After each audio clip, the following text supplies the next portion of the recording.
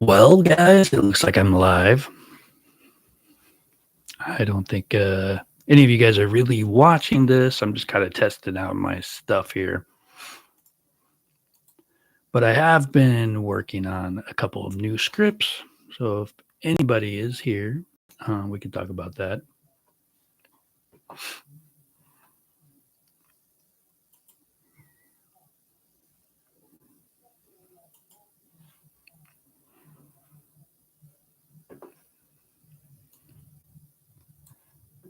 I don't even know how this works, man.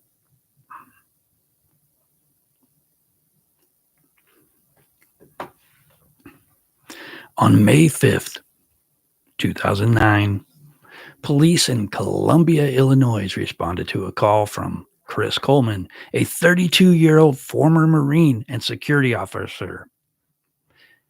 He was a security officer for a televangelist. Her name was Joyce Mayer. He claimed he was worried about his wife, Sherry, and their two sons, Garrett and Gavin, um, as he had went to the gym and hadn't been able to get in touch with them. If that doesn't raise red flags, I don't know what will. So when officers arrived at the modest, well kept home and discovered a crime scene that defied comprehension, Sherry and the children laid strangled in their bedrooms.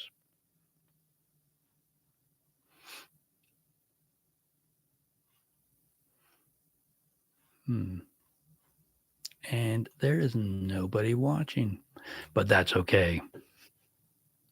Chris Coleman had been raised in a pastor's household, served honorably in the Marine Corps, and was known as a dutiful son and discipled student. After leaving the military, he leveraged his security training to protect Joyce Mayer, a prominent evangelist who received harassing letters and emails from critics. Coleman's family appeared stable. He and Sherry attended church functions regularly and together, and the boys were described by relatives as outgoing, athletic, and they were well liked in school.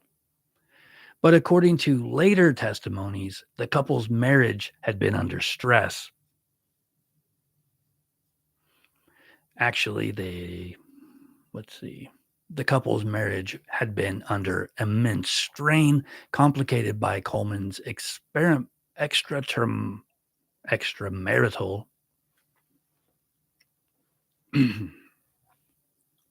pretty sad. Oh.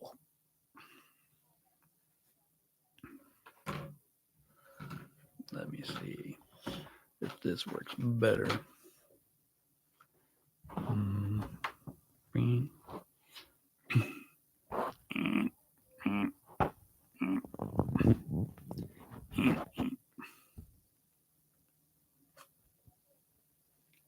No. There we go. That's more like it.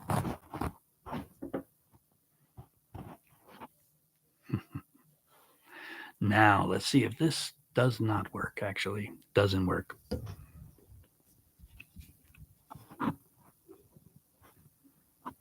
Yeah, I have to keep it over here. But I can do that. And I can move this. When police arrived at the Coleman residence, Chris showed up not long after, but investigators noted his behavior seemed oddly rehearsed. Seasoned security officer or a concerned father might have rushed inside or at least demanded answers. Instead, Coleman fell to the ground crying, yet he never asked how his family died.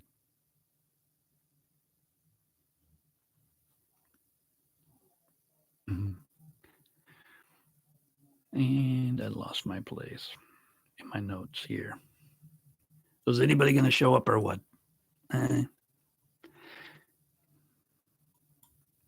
Coleman fell to the ground, yet never asked how his family had died. And detectives later remarked that this was the first indication that something was amiss. They also expected a they also expected to have to physically restrain him from seeing his family's remains, something many distraught relatives insist on. But Coleman did not attempt to enter the bedrooms, and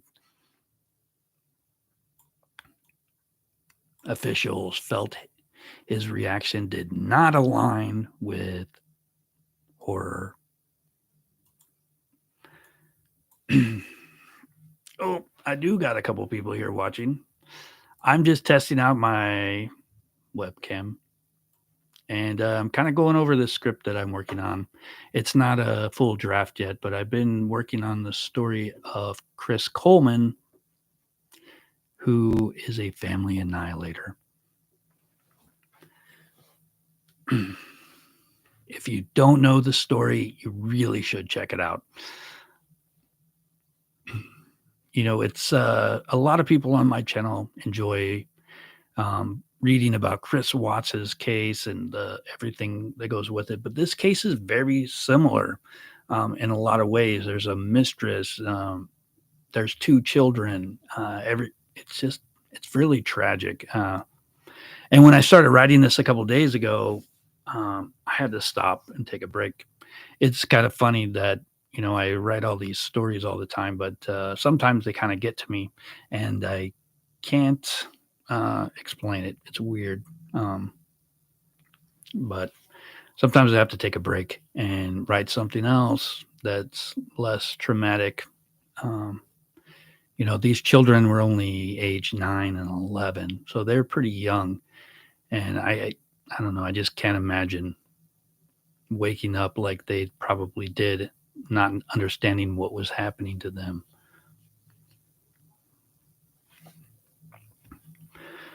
But yeah, I don't typically do lives, in case you're wondering why I'm so boring. That's why. I don't really know how to do them. So I just say a lot. Welcome to Timeless Mysteries. Don't forget to check out my actual videos. They're a lot better than these lives, but I am going to be trying to do more live streams in the future. I've got a cool microphone now that actually works, and I didn't buy a webcam, but I had like a GoPro that actually works as a webcam, so I don't actually need one now, so I can do lives. But today I've been working on several different stories. I'm kind of working on a series where I compare two serial killers. Um, hey, Nikki. Yeah, Watson, Coleman are kind of in the same section. Uh, that is also interesting. Um, you'd think they'd be friends, right? I'm kidding. No, I don't think that. I've heard that. I've heard that this case is well, I had a couple people from my channel, subscribers, tell me to research this case, and then I had a couple coworkers also mention it. So I decided that I would check it out, and it's just kind of crazy, especially with the religious background. It makes it even weirder, and the fact that he, graffitied his own house to make the police think that somebody else did it. And probably because he was a bodyguard and he was dealing with these kind of emails from, what was her name, the evangelist, Joyce Meyer. Yeah. Joyce Meyer was a TV evangelist, and she was getting threats all the time, and so she hired bodyguards. Chris was one of them, and he probably went through all this mail and got these threats and thought they'd be a good thing to put up on the wall to kind of throw off detectives whenever they come to this house and see what he had done. But it's just really bizarre in the fact that he had just gone to the gym. It wasn't like he had been gone all day. People don't go to the gym for 5 hours. They go to the gym for maybe an hour, maybe 2 hours. But why would he call the police if he couldn't get a hold of them in that amount of time. It just doesn't make sense. So if I was a police officer, the first thing I'd be thinking about is, well, this is kind of strange, and obviously it didn't take them very long to figure it out. So I think it was like about a week or two later, he got caught and put in jail, and then I think he spent about 2 years in jail before he got formally charged with the crime. Yeah, I think in 2009, 2 weeks. Yeah, May 19th, 2009. 2 weeks after the murder, he got charged with 3 counts of first-degree murder. But his trial began in April of 2011, and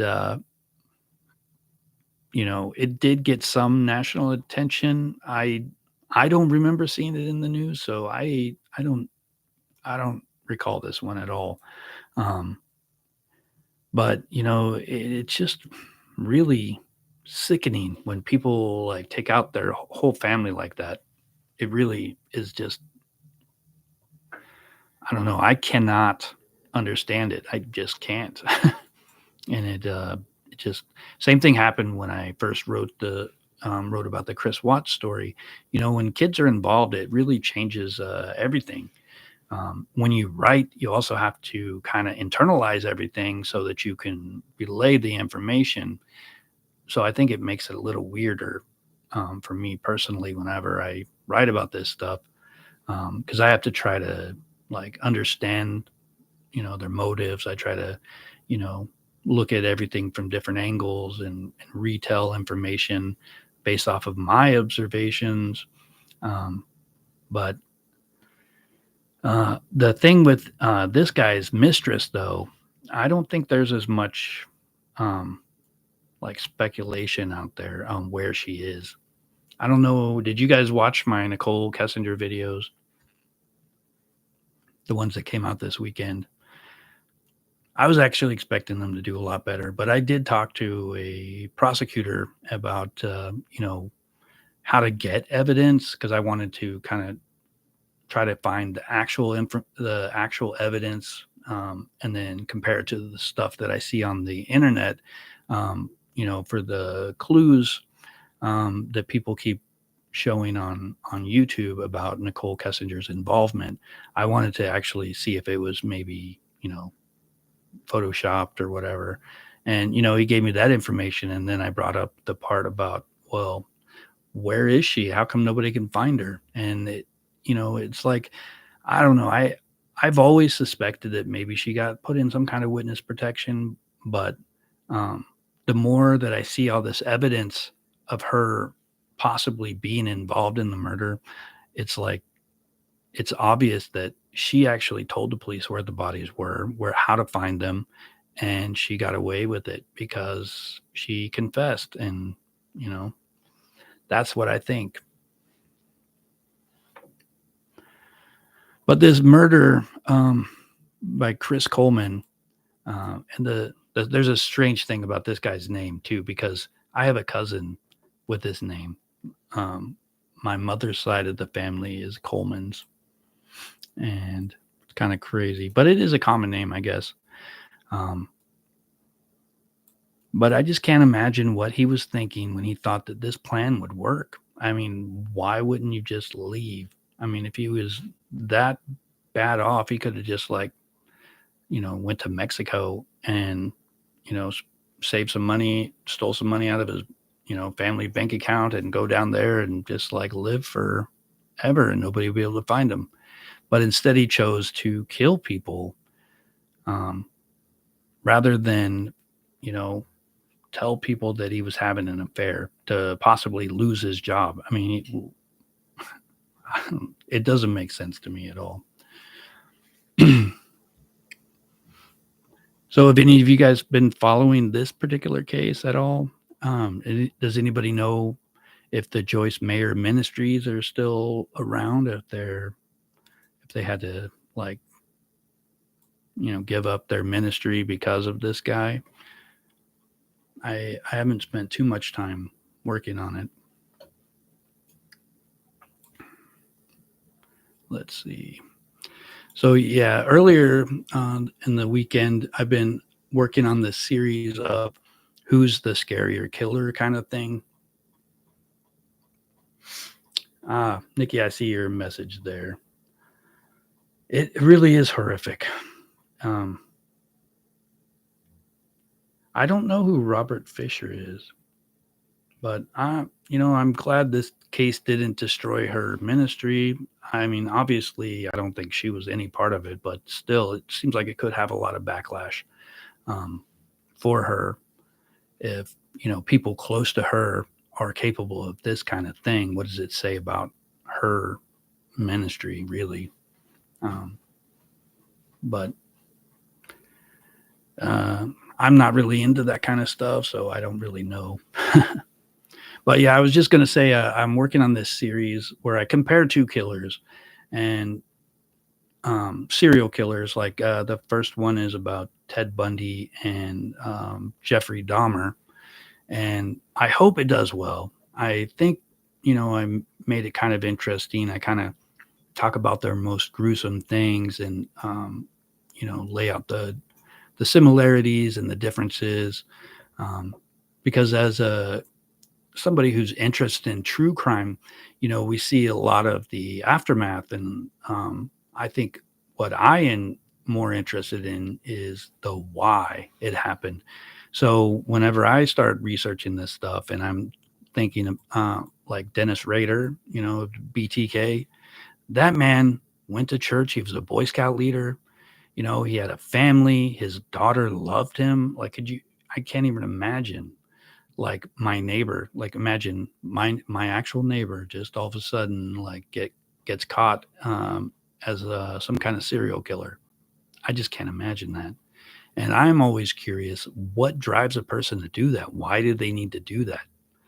It's really scary. And the Golden State Killer also, he's very similar. He was also called many other things too. I think oh man, I'm trying to think of one and I can't. The other names were like the original Night Stalker, um, the East Side Rapist, or something like that. I think there were several others too.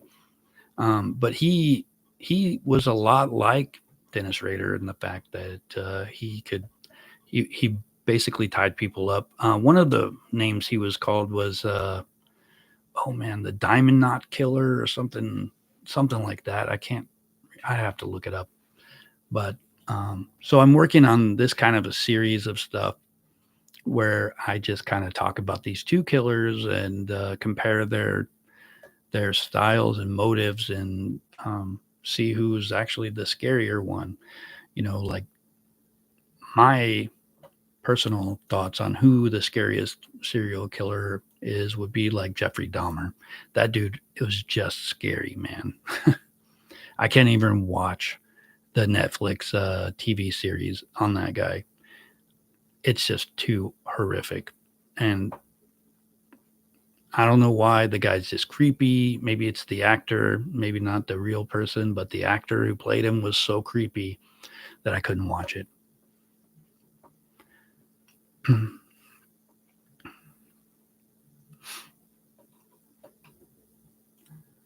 But let's see.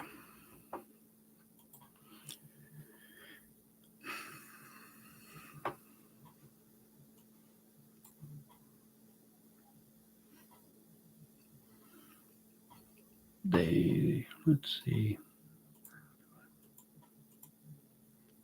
Hmm.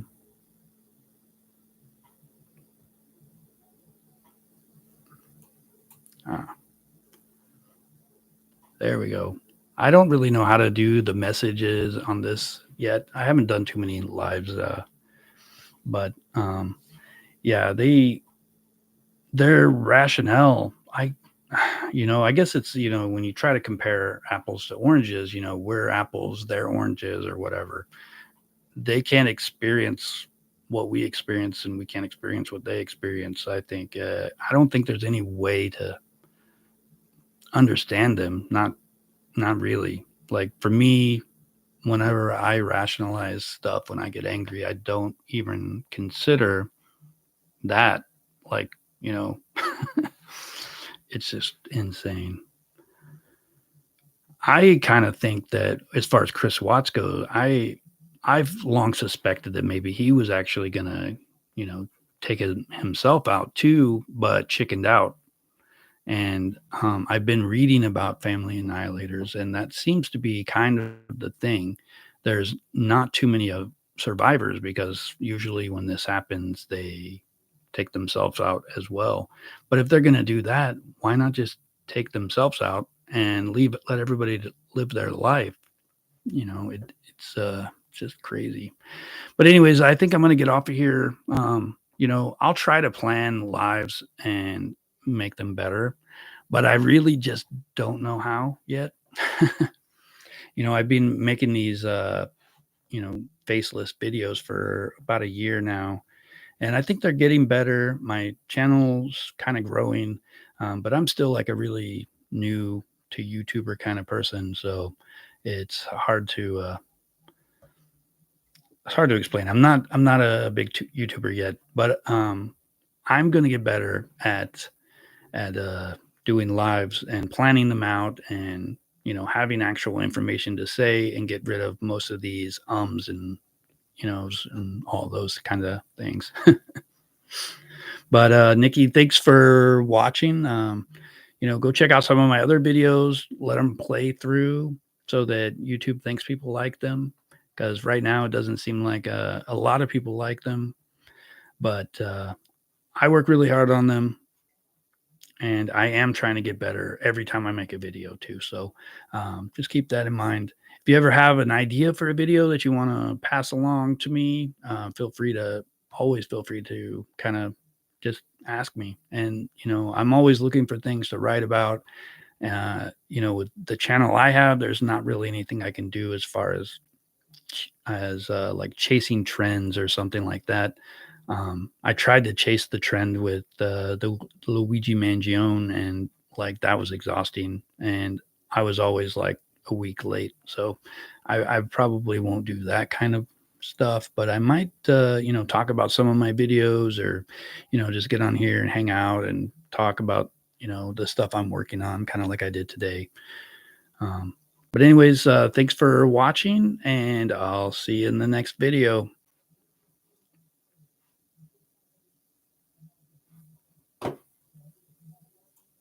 Well, now I will. I found the end stream button. Have a good night.